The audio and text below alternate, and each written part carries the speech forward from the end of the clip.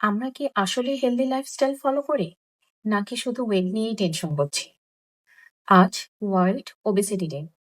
এবছরের থিম হলো 8 billion reasons to act on obesity. তার মানে হলো 8 বিলিয়ন মানুষের জন্য স্থূলতা নিয়ে কাজ করা এখনই জরুরি।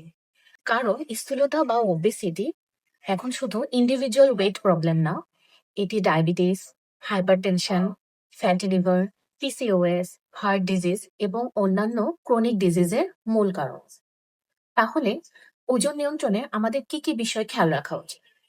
পোর্শন কন্ট্রোল, অতিরিক্ত নয়, ভারসাম্যই হোক আমাদের পছন্দ। প্লেটের হাফ পোর্শন রাখুন, শাকসবজিতে ভরপুর। প্রোটিন জাতীয় খাবার অবশ্যই প্লেটে রাখবেন, কারণ এটি আমাদের দীর্ঘ সময় ধরে পেট ভরা রাখে। সিম্পল কার্বোহাইড্রেট এবং সুগারি ফুডকে না বলে, because these are the silent reason for weight gain. Physical activity বাড়াতে হবে।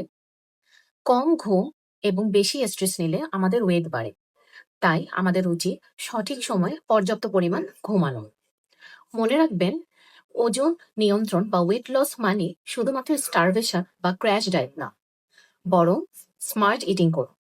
আসুন আমরা সবাই সচেতন হই, আমাদের খাদ্যাভ্যাস পরিবর্তন করি, because small changes means big results.